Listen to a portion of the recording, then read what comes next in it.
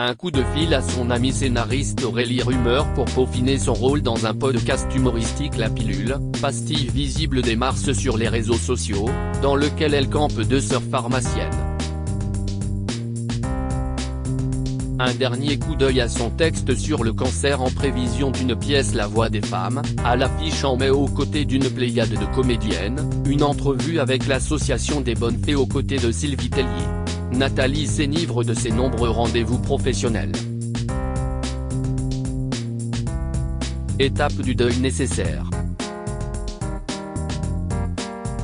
Presque vitale.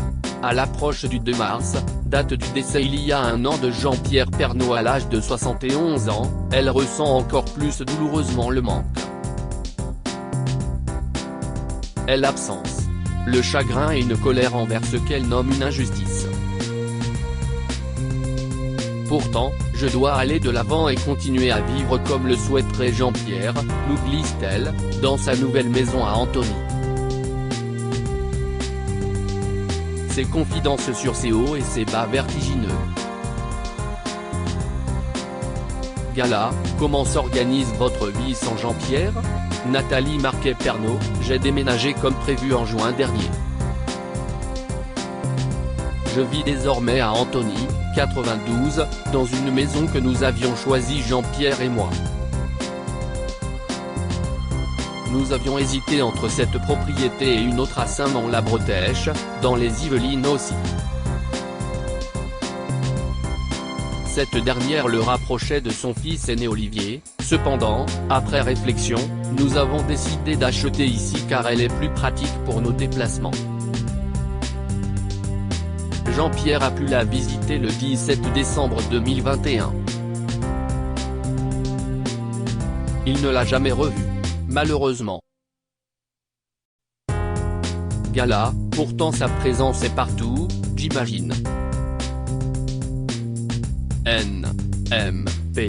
Oui, il n'y a pas une pièce sans un objet, une photo. Dans la cuisine, CIST un grand portrait de lui au-dessus de la télé, ici, dans le salon, une statuette et j'ai même placé son bonsaï qu'il aimait tant près d'un arbre dans le jardin. Et puis il a sa chambre. Pour lui. Silence, avec ses affaires de l'armée, quelques-unes de ses fameuses chemises bleues qu'il portait lors de ses JT, ses sets d'or, sa première lampe lorsqu'il travaillait à l'Ortief et qu'il gardait affectueusement. CIST peut être difficile à comprendre. Jean-Pierre est toujours près de moi et j'avais besoin qu'il ait une chambre à lui. Mes enfants s'y rendent aussi quand ils ont besoin d'un moment de solitude. Gala, vos enfants ont pris leur envol, loue à son appartement à Paris près de son école d'architecture, et votre fils poursuit ses études dans une école de commerce à Lille, voire encadrée. En plus de l'absence de Jean-Pierre, il y a ce nid vide à affronter. N.M.P. Non, je veux vous dire que j'ai des enfants extraordinaires. Dès qu'ils le peuvent, ils essaient de venir me voir. Ils me soutiennent énormément. Ils sont extrêmement sensibles. Je sais qu'ils connaissent des moments de grand chagrin et chacun à sa façon l'exprime. Tom est pudique, Lou en apparence, un peu moins, mais l'un comme l'autre pleure leur père.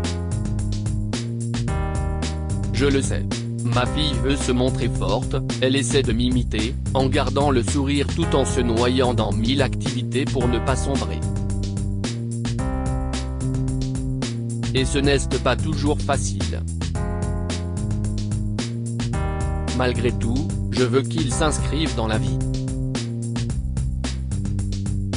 Je leur dis souvent que Jean-Pierre ne cesse pas autant d'aimer pour qu'ils baissent les bras.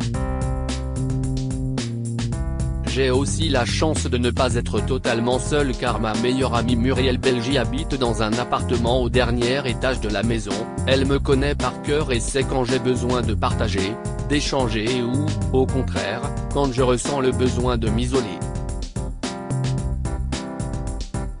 Gala, vous affrontez tous ce temps du deuil.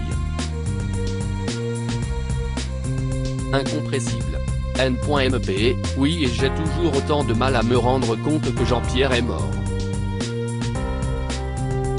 Pour moi, il est toujours près de moi, je lui parle tous les jours et parfois, je suis même dans un dialogue imaginaire.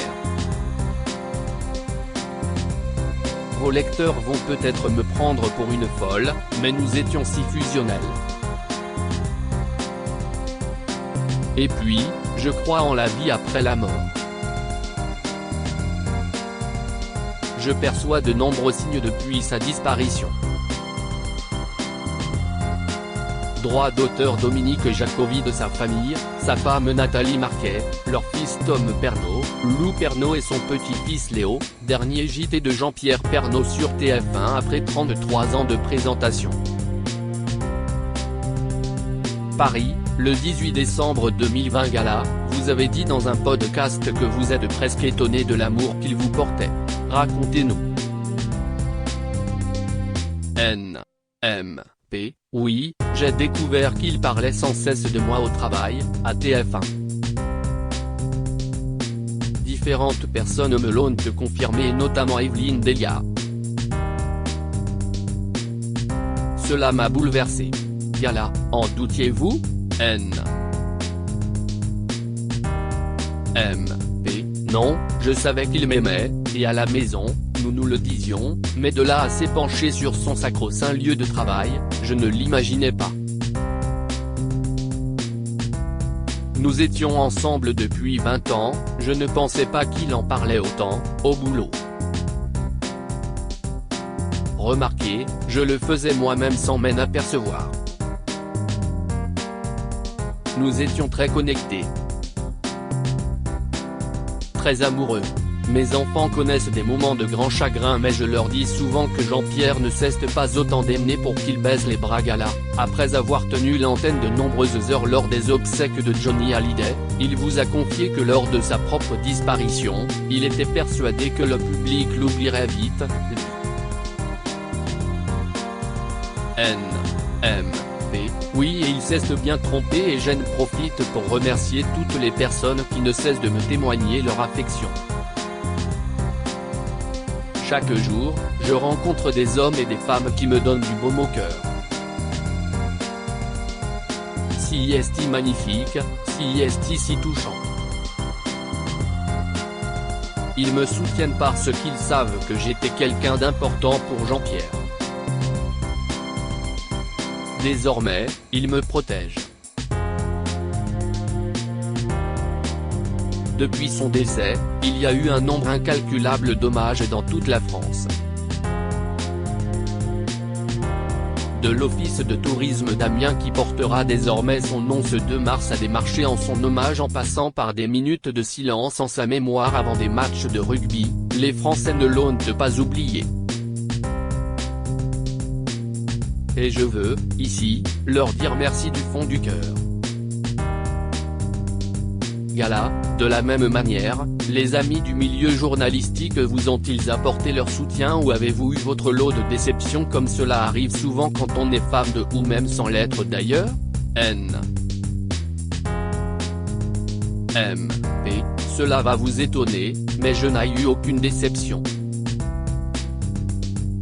Mes amis sont restés mes amis. Je pense à Sylvie Tellier, Karine Le Marchand, Alexia Laroche-Joubert, Valérie Benaïm, Jean-Luc Reichmann, Nikos Aliagas. Gala, avez-vous réussi à maintenir de bonnes relations avec les enfants aînés de Jean-Pierre, issus d'une première union? N.M.P. Oui, nous sommes très solidaires.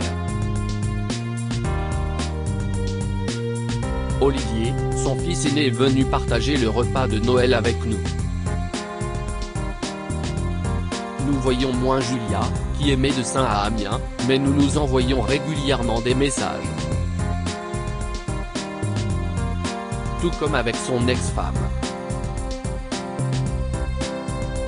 Tout se passe dans le respect. et à l'image de Jean-Pierre. Ils peuvent compter sur moi, je me plierai en quatre pour eux. Gala, ça change des Hallyday. Cet entourage bienveillant vous permet sans doute d'alléger votre deuil. N. M. P. Oui, si est certain, mais ma souffrance ne faiblit pas. Tout le monde me dit qu'avec le temps, elle s'atténue. Pour l'instant, je ne trouve pas.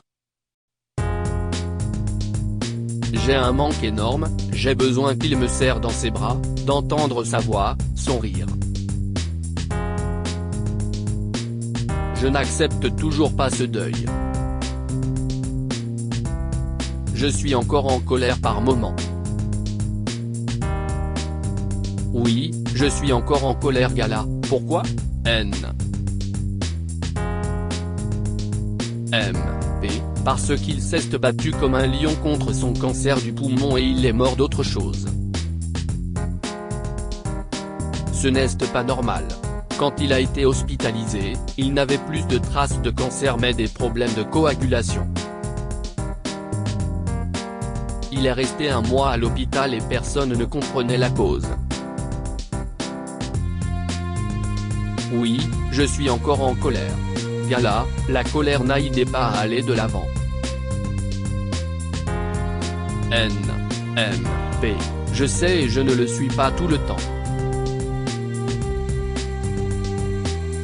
Mais on approche des 1 an de sa disparition, de ce mois d'hospitalisation, du 22 février, jour de nos fiançailles. Et je me dis sans cesse, qu'aurais-je dû faire? Et si on avait fait de mauvais choix médicaux? Parfois, ça me prend aux tripes et je me mets à pleurer. Je redéroule le fil de l'histoire. Et puis, je me reprends comme l'aurait souhaité Jean-Pierre. Tout le monde connaît cet état du deuil, cette déflagration intérieure, ces doutes qui vous tenaillent. Alors, j'avance à mon rythme. Gala, vous vous projetez en tant que femme? N. M. P. Vous voulez dire sur le plan sentimental? Gala, oui, pardon si la question vous paraît hors de propos. N. M. P. Écoutez, ça me paraît surtout impossible, je l'aille trop dans la tête, j'aurais l'impression de le tromper. Pour l'instant, seul m'importent mes enfants, le travail et mes chiens. Mes amis me disent que je suis encore jeune et que si je rencontrais quelqu'un, si est Jean-Pierre qui le mettrait sur ma route. Disons que je ne suis pas prête à le remplacer. Gala, en parlant de remplacement, regardez-vous le JT de Marie-Sophie Lacaro? N. M. P. Oui, ça m'arrive et j'ai une drôle de sensation. Elle travaille très bien, mais pour moi, personne ne pourra le remplacer. Si est toujours son siège, TF1, sa deuxième maison. Droit d'auteur Cyril Moreau. Tom Pernaut sort du silence cadet des enfants de Nathalie et Jean-Pierre Pernaut. Tom, 19 ans, termine sa deuxième année dans une école de commerce, à Lille. Une scolarité sans accroc qui comblait de fierté son père pour qui le travail et le sens de l'effort étaient essentiels. Pour Gala, Tom a accepté de sortir de sa réserve naturelle pour nous parler de son papa. J'ai toujours autant de mal à comprendre qu'il n'est plus là. Quand je suis seul le soir, après mes cours, je pense souvent à lui et parfois je me dis que si est un cauchemar, qu'il va revenir. Nous étions pudiques l'un et l'autre mais j'ai réussi à lui dire que je l'aimais avant qu'il parte. À l'hôpital, les derniers temps, il me disait sans cesse de rentrer sur l'île pour aller étudier, mais moi, je ne voulais pas le quitter. Il me manque tant. Depuis un an, j'essaie d'être plus présent pour ma mère, revenir les week-ends, l'appeler plus souvent qu'avant. Elle est forte, travaille sans cesse afin peut-être de s'étourdir et ne pas penser à son absence. Je sais que la vie sans lui, seul dans la maison, même si son amie Muriel est présente, est souvent insupportable. J'aimerais que vos lecteurs sachent qu'il a été un père toujours soucieux du bonheur de sa famille au grand complet. Un homme qui aimait son pays, son travail, sa femme, ses enfants.